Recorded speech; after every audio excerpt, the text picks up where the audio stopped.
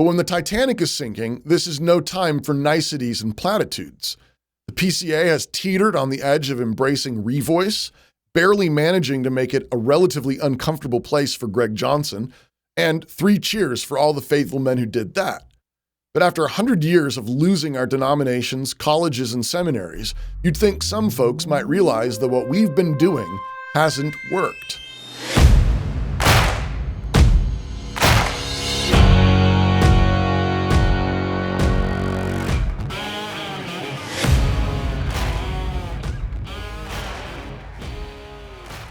Introduction. I've appreciated Kevin DeYoung's work. He's taken faithful stands on homosexuality, biblical repentance, and Christian holiness. I attended a regional talk he gave one time, and I remember being encouraged by it. If I remember correctly, it was connected to his book, The Hole in Our Holiness. And now DeYoung has written a thoughtful engagement with the Moscow Project, specifically trying to answer the question of what he thinks of Douglas Wilson.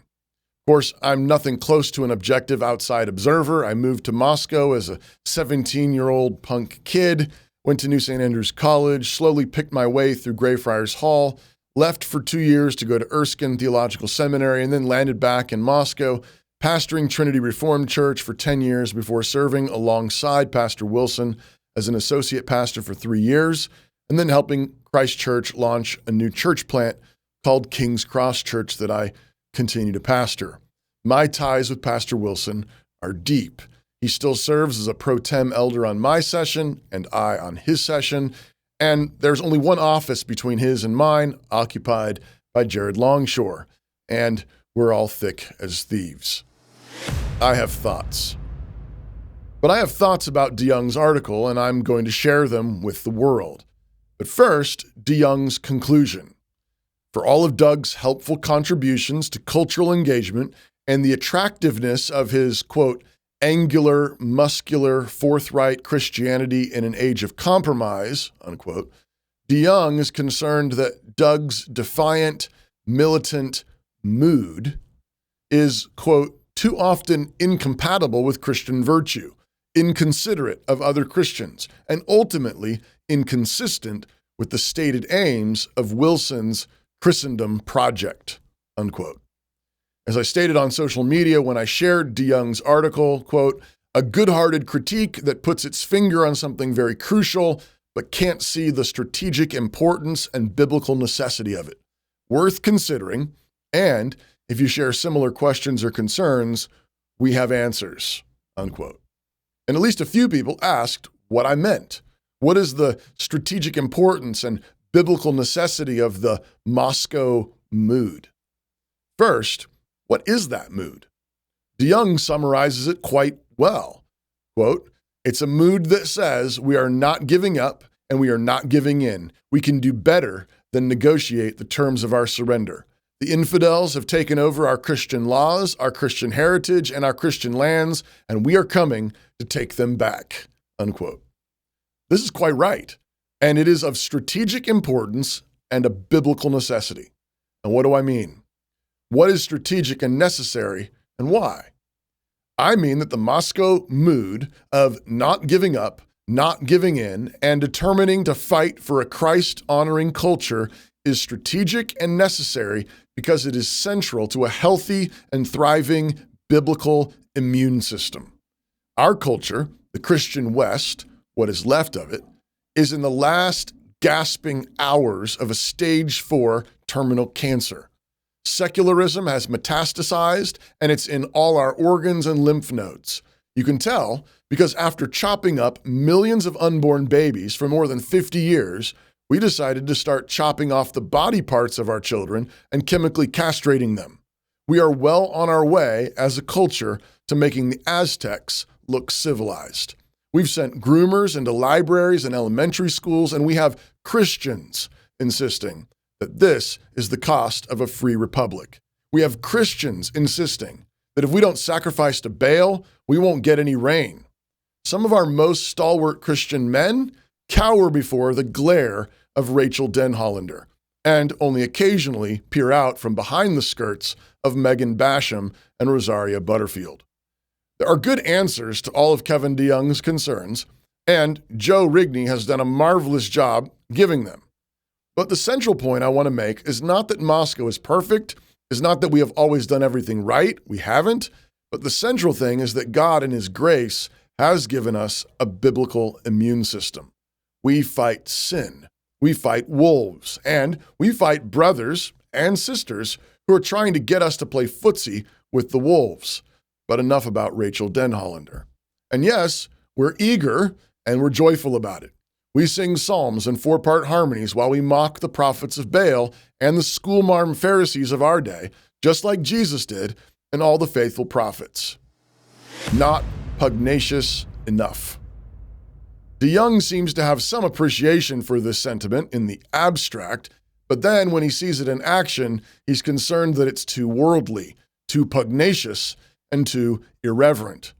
Joe Rigney has already answered the concerns about worldliness, as did Pastor Wilson on Cross-Politic, so I'll mostly leave that charge to the side. But I can barely think of a more blinkered concern in our day. Sure, we must not be jerks, and the fruit of the Spirit must be vibrant in all that we do and say. But I'm sorry, too pugnacious when the forces of globalistic sexual fascism are surrounding us and gunning for our children? No, if anything, we are not pugnacious enough. We are not fierce enough. And too irreverent? If only we could topple more idols. If only we had more sarcasm for the Goliaths that taunt the armies of the living God. Seems like we have a few dozen giants at this point, and most of Israel is cowering in their tents. When the prophet told the king to strike the earth, he only struck it 3 times, and DeYoung is concerned about that. He's concerned about David's tone with Goliath. But we should be striking the ground 5 or 6 times so that the world may know that Jesus Christ is risen from the dead. And I can hear some first-year seminary student piping up, "But they will know us by our love, Sumpter." To which I reply, quite right, and true love fights evil. DeYoung objects to Pastor Wilson's jabs at the ERLC and G3, quote, "This isn't Wilson using his famous serrated edge to make a prophetic point against a godless culture. This is intentionally making fun of other Christians for a quick chuckle," unquote. Actually, DeYoung is simply wrong here. These are exhibits of godless culture seeping, more or less, into Christian circles. As others have pointed out, the ERLC needs to be lampooned out of business, and the fact that DeYoung wants to run interference for them is frankly a bit astonishing. The G3 guys are our friends and doing some good work, but they are far too concerned about their reputation and what internet Karens think. When Cross-Politic was invited to do a live show at G3 in 2020, and we announced that Doug Wilson would be our guest, the G3 leadership insisted that he not be our guest and that we only interview him in a back corner of their exhibit hall. But lest anyone think we were offended, we weren't and had a grand time anyway. We followed that up with an invitation for Josh Bice to be our main speaker at New St. Andrews College's High School Worldview Summer Camp. And major kudos to him, he actually came. But since then, Scott Aniel hasn't been allowed to come hang out with us for our Christian nationalism live show at the Ark Encounter. It might have been too close an association with Ken Ham, but we have our suspicions. DeYoung claims that, quote, "Moscow cannot become the American readout for conservative Christians if it is too similar to other places with basically the same kinds of churches, schools, and institutions found in hundreds of other cities. Differentiation is the key, and this can only be sustained by a mood of antagonism and sharp antithesis," unquote. He's wrong that we care very much about being too similar to other places with basically the same kinds of churches, schools, and institutions. That's actually pretty funny. Pastor Wilson helped start Logos School and the ACCS and the CREC, all of which have literally helped start and encourage hundreds of other classical Christian schools and churches that are similar to us and different. But DeYoung is correct that we care about a certain kind of differentiation. We care about the kind of emotionally mature differentiation that isn't bound to the careening feelings of the culture or unstable brothers. This is why we've taken so much heat over our rejection of untethered empathy. We do have a strong mood of antagonism to being steered by vague concerns. You know, the the concerns that one of your friends heard about from their mom who was talking to a friend in another church who heard that someone's pet chihuahua was offended. We certainly have cultivated a sharp antithesis to the world, the flesh, and the devil, and we want to be the kinds of friends who call one another out. And to be clear, this is the kind of community we have. It is not unusual to raise concerns within our community. It is not unusual for people to have differences of opinion. We have remarkable like-mindedness, remarkable unity, and yet we are self-consciously seeking to cultivate true Christian individuality, and we refuse to be what Edwin Friedman calls emotionally fused to everyone around us. But this is true friendship and leadership, true Christian community with faithful wounds. And we are on record of happily hanging with anyone from G3 to Founders to Desiring God to Kevin DeYoung, with open invitations to a number of our most vehement detractors. In a similar vein, DeYoung sounds the alarm saying, quote, once he, Wilson, wrote that a committee was as stacked as Dolly Parton after her new implants, unquote. Actually, he continues, there's no excuse for this language. To be sure, the prophet Ezekiel could use extreme language in extreme situations to show the ugliness of extreme wickedness. Likening a study committee of a confessionally reformed denomination to Dolly Parton's anatomy is none of these things. It's juvenile, sensuous, and entirely without biblical warrant. This isn't using graphic language to highlight the horror of sin. It's a bawdy way to make fun of a group of Orthodox churchmen with whom Wilson disagrees, unquote. But this is right to the point. DeYoung is correct that if Wilson is merely using graphic language to mock Orthodox churchmen with whom he disagrees, that would be completely inexcusable. Period. Full stop. And I would join DeYoung at the front of the line if that's what that was. But go click on that link. Read the whole article. That article is not at all juvenile, sensuous, and the full context more than provides the biblical warrant for such a description. The whole point of the article was to point out the mass hypocrisy and travesty of justice being carried out by a PCA presbytery. The whole point is to call into question their orthodoxy, at least at that point. Read the article. Follow the links. He used extreme language in an extreme situation to call out an extreme wickedness. And remember this, at the very center of our faith is a presbytery meeting that was called to order, a motion was made with an orderly second and no further discussion, passed without objection, and it was all entered into the minutes, neat and tidy, to crucify the Son of God. The gospel teaches us, if nothing else, that the good guys are sometimes the bad guys. If Jesus could tell the apostle Peter to get behind him, Satan, then sometimes faithful men of God will need to tell otherwise faithful men of God to stop acting like the devil. And if they're acting like the devil, sometimes the kindest way to try to wake them up is to mock all the socks they've stuffed into their Presbyterian bra. Conclusion. DeYoung summarizes his concern, quote, I fear that much of the appeal of Moscow is an appeal to what is worldly in us. As we've seen, the mood is often irreverent, rebellious, and full of devil-may-care playground taunts. That doesn't make us better Christians, unquote. Well, to this, I would simply say that DeYoung should spend more time in the prophets. Of course, there is a kind of callousness that is utterly unchristian. But when the Titanic is sinking, this is no time for niceties and platitudes. The PCA has teetered on the edge of embracing revoice, barely managing to make it a relatively uncomfortable place for Greg Johnson, and 3 cheers for all the faithful men who did that. But after 100 years of losing our denominations, colleges, and seminaries, you'd think some folks might realize that what we've been doing hasn't worked. DeYoung suggests that Wilson be more like Al Mohler.